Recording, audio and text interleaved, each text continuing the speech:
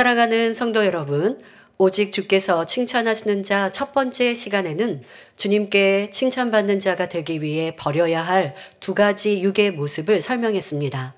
첫째, 어떤 문제에 부딪혔을 때 화를 내거나 다투거나 불편해하거나 문제를 삼아서는 안 된다 말씀드렸지요. 진정 하나님께서 원하시는 선한 사람은 상대가 악하여 오해하고 원수맺으며 큰 해를 가하고 심지어 죽이려 한다 해도 어떤 감정도 갖지 않는 것입니다. 주께서 칭찬하시는 자가 되기 위해 둘째, 그 마음에 서운함을 갖지 말아야 한다 말씀드렸습니다. 상대가 나를 힘들게 하며 악한 말을 한다 해도 서운함이나 어떤 악한 감정을 갖지 말아야 하지요. 사랑하는 성도 여러분, 셋째로 오직 주님 앞에 칭찬을 받는 사람이 되기 위해서는 조금 기쁜 일을 만나거나 지적을 받는다 해서 마음이 동요돼서는 안 된다는 것입니다. 동요되었다는 것은 그 자체가 작은 그릇이요 작은 마음임을 말해주는 것입니다. 그릇이 크고 작음에 따라 칭찬을 듣거나 지적을 받을 때의 마음 자세가 달라지는 것을 볼 수 있습니다. 자, 먼저 칭찬을 받았을 때를 살펴보겠습니다. 작은 마음을 가진 소인은 칭찬을 들으면 칭찬 들은 그 자체로 자신을 가누지 못하고 기뻐하며 주변에 자랑합니다. 하지만 대인은 감사함과 민망히 여기는 마음으로 받습니다. 칭찬받았으니 그것으로 그치는 것이 아니라 다시 점검해 봅니다. 10가지의 칭찬을 받았다면 그 중에서 정말 칭찬받을 만한 일이 몇 가지나 있는가를 돌아봅니다. 혹여 다른 사람에게 돌아갈 칭찬을 내가 대신 받았다면 중심에서 그 칭찬을 사양합니다. 하지만 소인은 칭찬을 받으니 금방 기분이 좋아져서 우쭐하고 다른 사람에게 자랑하다가 자신을 더 깊이 성찰하는 것을 놓치고 그 자리에 안주하며 교만해질 수 있습니다. 또 다음은 지적받을 때 소인과 대인의 모습을 비교해 보겠습니다. 소인은 지적받으면 힘을 잃고 주저앉거나 지적한 사람을 멀리하기도 합니다.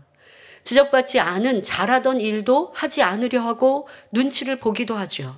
자, 이런 모습을 고치지 않고는 더 이상 발전을 이룰 수 없습니다. 자, 하지만 대인은 지적을 받으면 오히려 감사해야 합니다. 지적받은 것을 참조하여 부족한 점을 발견하고 개선해 나가려 노력하니 더 발전해 갈 수 있는 것입니다. 그런데 지적, 권면을 받을 때 여러분들이 꼭 기억해야 할 것은 이유, 변명하는 것을 고쳐야 부족한 것을 쉽게 발견할 수 있다는 것입니다. 자, 또 큰 일을 할 때 보면 좋지 않은 소리가 들려올 때도 있습니다. 자, 이때 마음에서 상관치 않고 잊어버릴 줄도 알아야 한다 말씀하십니다. 자, 그렇다고 다른 사람의 말에 귀 기울이지 말라는 것은 아닙니다.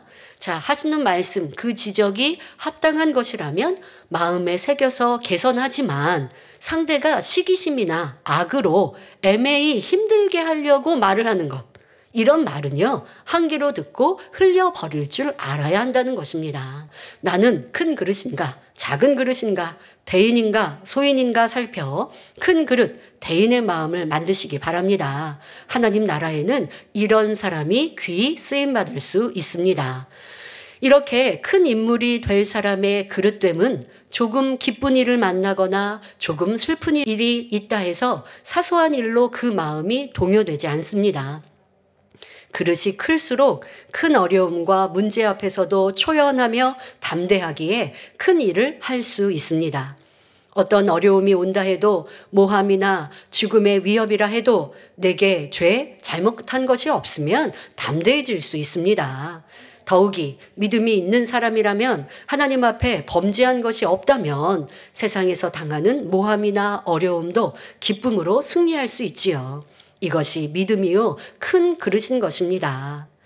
또 소인배의 마음을 가진 사람일수록 다른 사람에게 자기를 드러내는 것을 봅니다.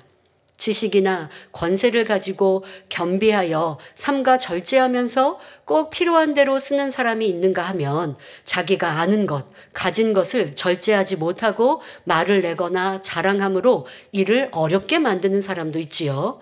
성경상에도 다니엘같이 총명한 사람은 학문과 지위, 권세가 승할지라도 그것을 드러내는 것이 아니라 자기에게 필요한 분야에 필요적절하게 사용하였습니다. 다니엘 외에도 백부장과 고넬료와 보아스와 같은 사람들도 각각 자신의 지위나 쌓은 지식을 드러내지 않고 선을 행함으로 감동함을 주어서 많은 사람에게 덕을 끼치는 것을 볼 수가 있습니다.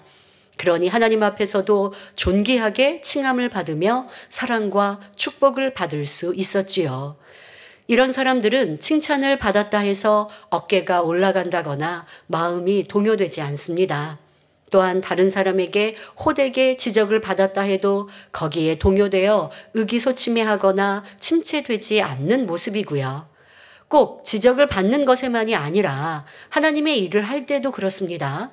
열심히 했는데도 열매가 적거나 능력이 부족하다 생각됩니다. 그러니 힘을 잃고 기쁨을 잃어버리지요. 이런 모습도 작은 그릇이요 고쳐야 할 마음입니다. 자신의 부족함을 발견하면 이제 더 변화되고 더 열심히 하여 풍성한 열매를 내리라 다짐하고 노력하면 됩니다.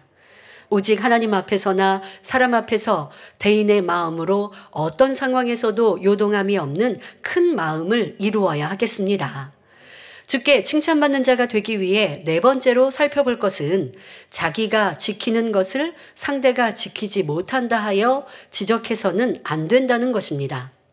나는 진리를 지키는데 상대는 그렇지 못하니 지적하고 나무라지 말라는 말씀이지요. 이런 모습은 내가 그 사람 위에 서서 재판장이 되어 있는 것입니다. 상대가 하지 못하니 지적한다면 이는 나는 하고 있고 당신보다 내가 나아 라고 하는 생각이 마음이 깔려 있기 때문입니다. 그 어떤 경우라도 다른 사람을 심판할 권세를 받은 사람은 없으니 상대가 물어오는 경우가 아니라면 지적해서는 안 되는 것입니다. 다만 사명자로서 가르치고 권면해 주어야 할 때 잘 설명하여 상대가 스스로 깨닫도록 할 따름이지 결단코 나무라거나 책망이 되어서는 안 된다 말씀하십니다.